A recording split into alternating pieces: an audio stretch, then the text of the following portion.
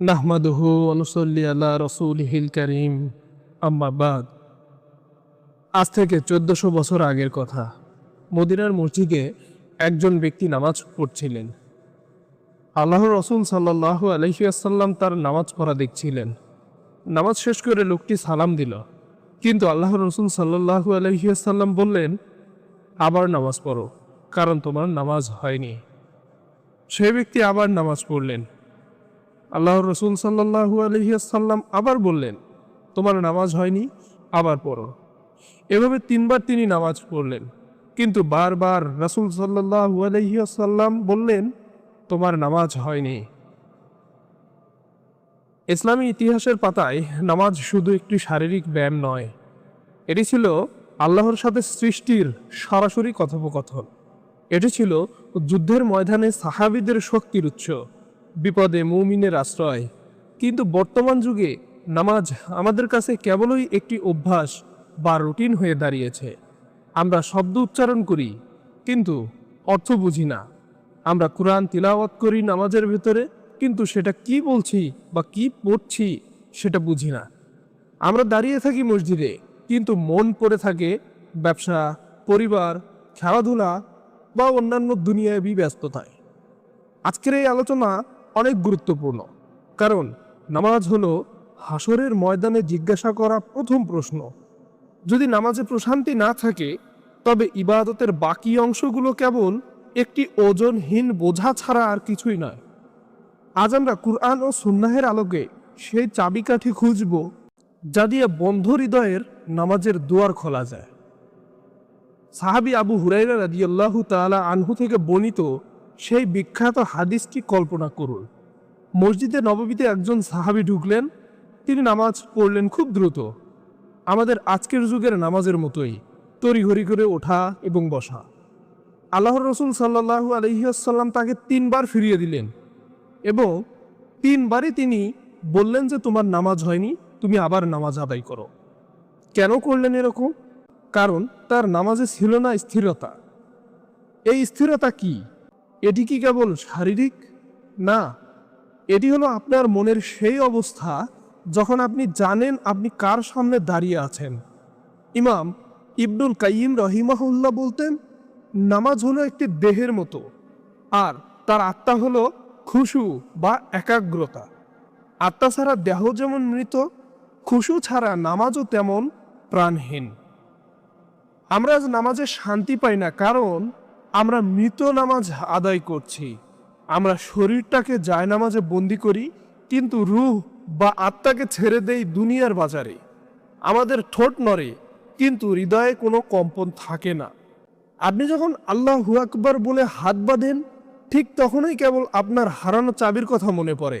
আপনি ভেবে দেখেন, আপনি যখন নামাজে দাঁড়ান, ঠিক তখনই দুনিয়ার কোনো না কোনো ভুলে যাওয়া কথা আপনার মনে পড়ে। কেন আপনার মাথায় আগামীকালের অফিসের কাজের কথা, পরিকল্পনা বা কাজের কথা চলে আসে? এটি কেবল কাকতালীয় বিষয় নয়।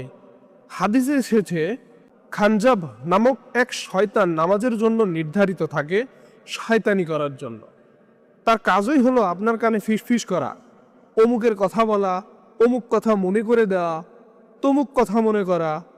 সে চায় আপনার এবং আপনার রবের মাঝখানে একটি দেয়াল তৈরি করে দিতে। অতীতের দিকে তাকান আপনি।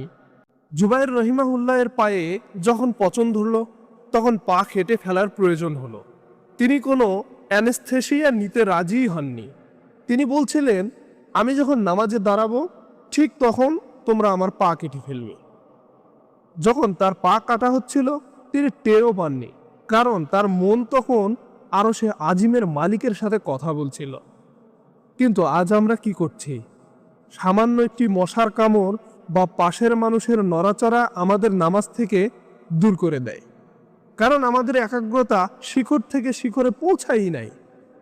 অধিকাংশ মানুষ কেন নামাজে স্বাদ পায় না, তার অন্যতম প্রধান কারণ হলো ভাষাগত দূরত্ব। আমরা সূরা ফাতিহা পড়ি, কিন্তু আমরা কি অনুভব করি যে আল্লাহ তাআলা প্রতিটি আয়াতের উত্তর দিচ্ছেন? হাদিসে কুদসিতে এসেছে, বান্দা যখন বলে আলহামদুলিল্লাহি রব্বিল আলামিন, আল্লাহ বলেন, আমার বান্দা আমার প্রশংসা করলো। যখন আমরা বলি ইয়্যাকা না'বুদু ওয়া ইয়্যাকা নাস্তাঈন। আল্লাহ তাআলা বলেন, এটি আমার এবং আমার বান্দার মাঝখানের বিষয়। আমরা যখন অর্থ বুঝি না, তখন আমাদের নামাজ হয়ে যায় একটি তোতা পাখির মতো মুখস্থ বুলি। কল্পনা করুন, আপনি এমন একজনকে চিঠি লিখছেন যাকে আপনি ভালোবাসেন, কিন্তু আপনি জানেনই না চিঠিতে কি লেখা আছে। আপনার কি সেই চিঠিতে কোনো আবেগ থাকবে? অবশ্যই না।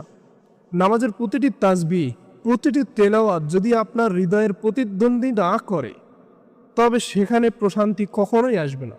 কোত্থেকে আসবে? নামাজের আগে আমাদের মানসিক প্রস্তুতি বা তাজকিয়া নেই। আমরা ফোনের নোটিফিকেশন দেখতে দেখতে জায়নামাজে দাঁড়াই। আমাদের মস্তিষ্ক তখন ডোপামিনের মতো স্রোত বয়। শরীরটা মসজিদে থাকলেও মনটা পড়ে আছে সেই সোশ্যাল মিডিয়ায়, কোনো তর্ক বা কোনো অপূর্ণ কোনো কাজের মধ্যে।